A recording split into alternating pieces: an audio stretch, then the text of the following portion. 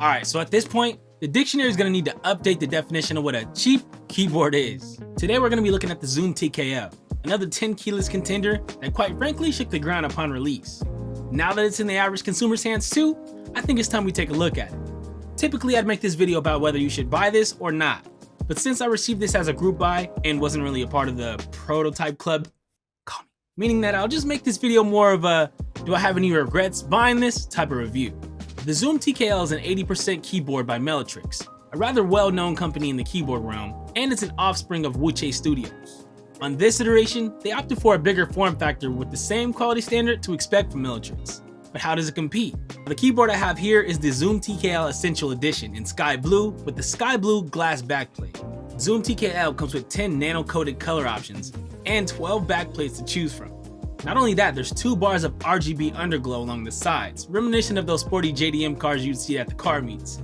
But sadly, I mean for me at least, the Zoom TKL does not have per key RGB, but the PCB, however, is hot swappable. Let's talk about this nano coating for a second. The nano coating of the case is slightly more textured than smooth. It's almost powdery in a way, which is something I have not seen much of on keyboards lately. The front or top case of the keyboard is very minimal, without even a logo in sight. Some people might prefer this, but I don't know, some might think it's a little plain.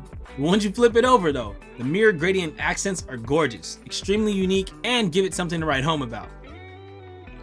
Something you don't see every day is that there were stabilizers actually included in this kit. They're the newest provided by Wuque Studios.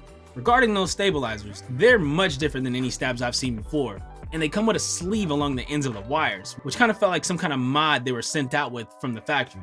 Mine seemed to be properly balanced out of the box, but something that caught me off guard a little bit was the way that they house the wires. You know, when you snap them in, it's completely reversed from most standard stabilizers. You actually got to kind of go in from the bottom instead. This is likely to help avoid them from popping out as easily, but it's just something to note, man. It was different. Oh, I love you, buddy. Oh, my little man just wanted to come join and get in the video, man. Make his little cameo. What buddy? And I don't typically like change because it's scary, but this was a nice welcome innovation.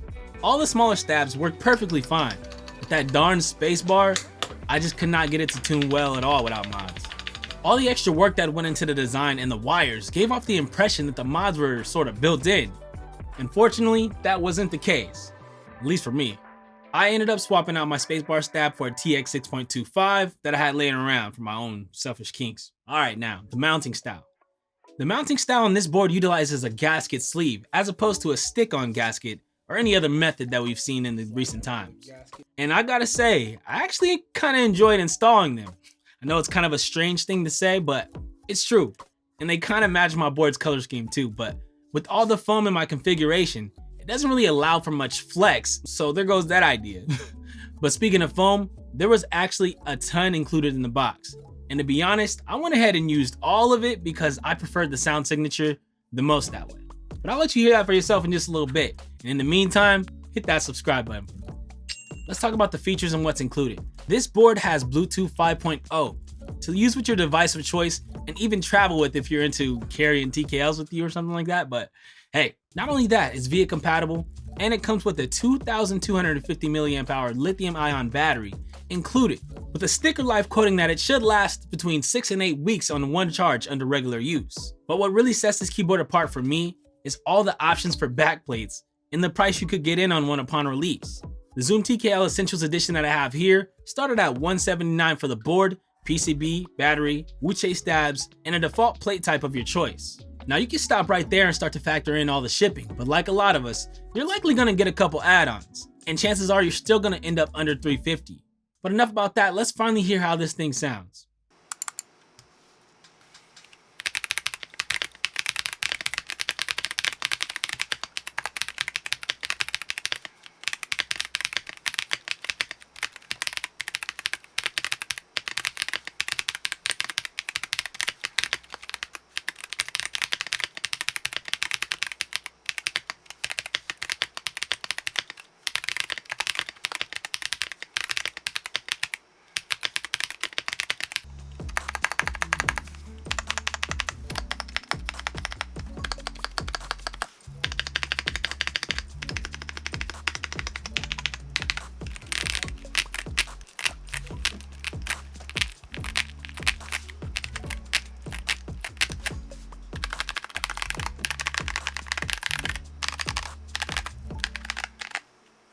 So what'd you think? The Zoom TKL is an awesome board, perfect for a beginner or a vet alike. The pricing makes it very competitive amongst other TKLs available, and is part of the new renaissance of high quality budget boards taking over the scene, such as the ever affordable Keychron C1, the concluding Frog TKL chapter, and upcoming QK80. These boards give more enthusiast grade experiences, opposed to more gaming oriented TKLs like the Logitech G915 and Corsair K63. That being said, there's literally no better time to join the hobby than right now. The design is sleek and practical, and the performance is top notch. I don't regret purchasing this board at all. And the board sounds awesome, even though it's full to the brim with foam. The Bluetooth performance is great as well. I was able to go wireless and type from clear across the room as a test, and the latency was hardly noticeable, at least for what I would use it for.